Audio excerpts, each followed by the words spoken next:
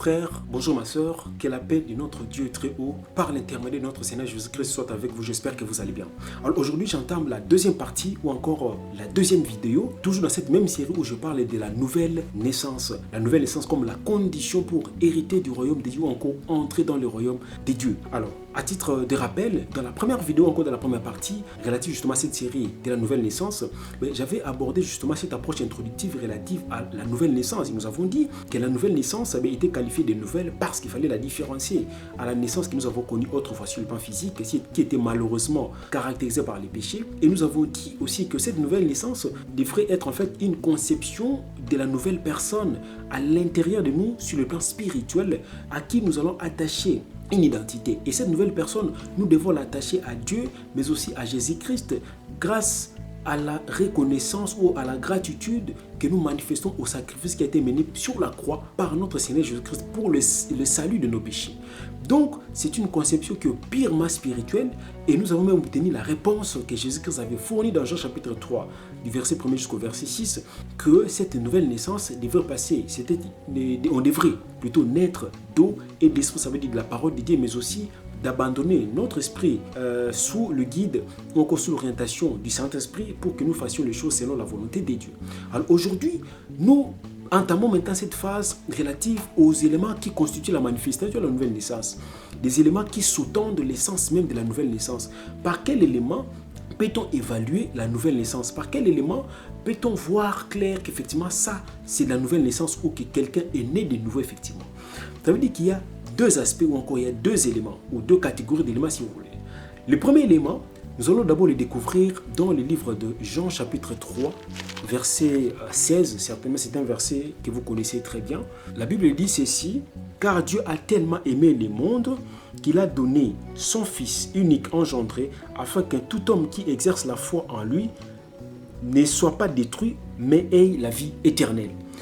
Donc le premier élément ici, on nous dit Dieu a aimé le monde, il a donné son Fils unique engendré pour que quiconque croit en lui ne périsse point mais ait la vie éternelle.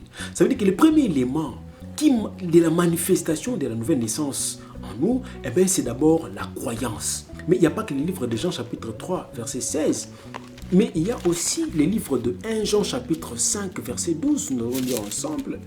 Le livre de 1 Jean chapitre 5 verset 12, la Bible dit ceci: je vous écris ces choses pour que vous sachiez que vous avez la vie éternelle, vous qui mettez votre foi dans le nom du Christ Jésus.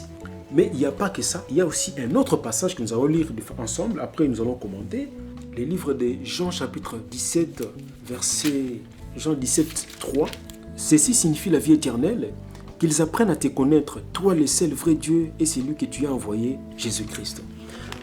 Vous comprenez que le premier élément, c'est un élément lié à la foi, à la croyance, mais à laquelle croyance nous allons attacher la foi. Ça veut dire que le premier élément des manifestations de notre nouvelle naissance, c'est d'abord la croyance. Nous naissons de nouveau parce que nous avons lu la parole de Dieu, parce que Jésus-Christ avait dit dans Jean chapitre 3, quand il dit ça à Nicodème, qu'il faut naître d'eau et d'esprit. Naître d'eau, ça veut dire de la parole de Dieu. Nous avons lu la parole de Dieu, nous y avons attaché notre confiance et nous plaçons notre croyance aux choses qui y sont inscrites. Et à la suite de cette croyance, nous attachons la foi. Ça veut dire la foi, c'est pour tout ce qui est conçu ou tout ce qui est inscrit sous forme de dessein que Dieu va réaliser dans le futur, à notre profit, à notre intérêt, mais nous y attachons la foi. Mais dans un premier temps, d'abord la croyance. La croyance en l'existence de Dieu, la croyance en l'existence de Jésus-Christ, la croyance au sacrifice qui a été mené sur la croix par notre Seigneur pour le salut de notre péché, ou encore pour le salut de nos péchés. Nous y manifestons la croyance. Nous croyons que ces choses sont vraies.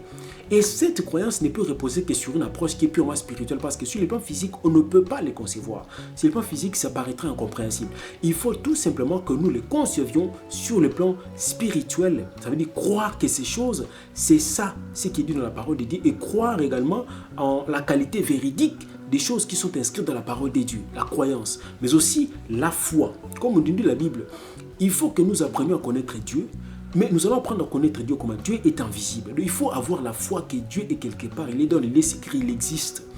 Et nous devons manifester maintenant la foi que la foi en lui et en Jésus-Christ, qu'il n'y a que lui qui peut constituer la réponse à tout ce qui peut être comme desiderata, doléances, plaintes, problèmes provenant de nous, que nous adressons ou que nous soumettons à lui parce que nous avons la foi, que lui va nous fournir des réponses adéquates. Donc la croyance et la foi.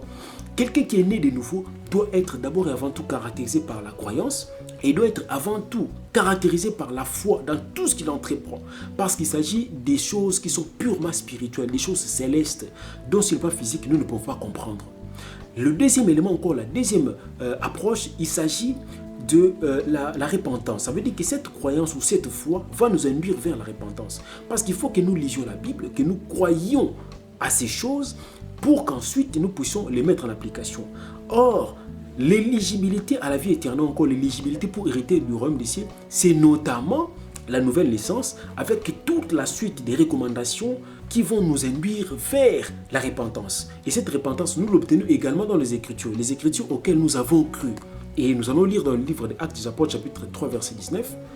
Acte 3, 19, la Bible dit ceci: « Repentez-vous donc et retournez-vous pour que vos péchés soient effacés, afin que des époques de rafraîchissement viennent d'auprès de la personne de Dieu. » Ça veut dire on nous recommande de nous repentir. En fait, la repentance ici traduit tout simplement le fait par nous de pouvoir établir un cloisonnement, une séparation entre notre vie qui est nouvelle, ça veut dire notre nouvelle vie, avec le péché.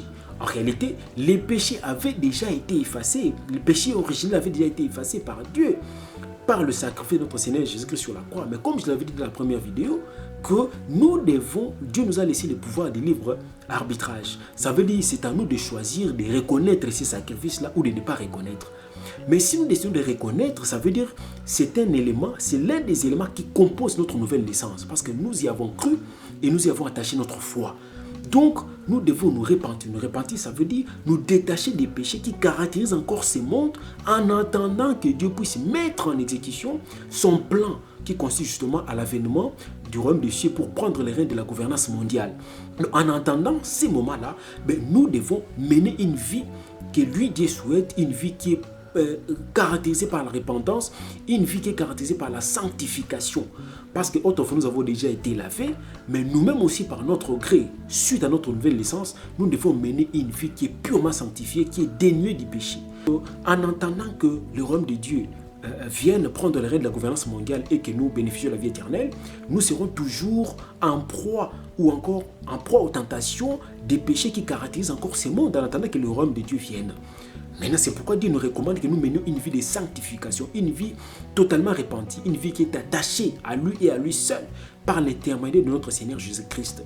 Il nous demande d'abandonner tous les éléments qui font partie, qui sont mariés au péché, qui sont mariés à la déroute, qui sont mariés justement à la perdition, qui sont mariés à la transgression, qui sont mariés à tous ces éléments qui risquent de nous éloigner de lui ou encore de pouvoir briser notre éligibilité à la vie éternelle, mais aussi à l'héritage du royaume des dieux. Donc vous avez compris deux éléments des manifestations de la nouvelle naissance, notamment la croyance à laquelle nous attachons la foi, mais aussi le deuxième élément, la repentance. C'est-à-dire que cette foi ou encore cette croyance va nous induire ou vont nous induire vers la repentance.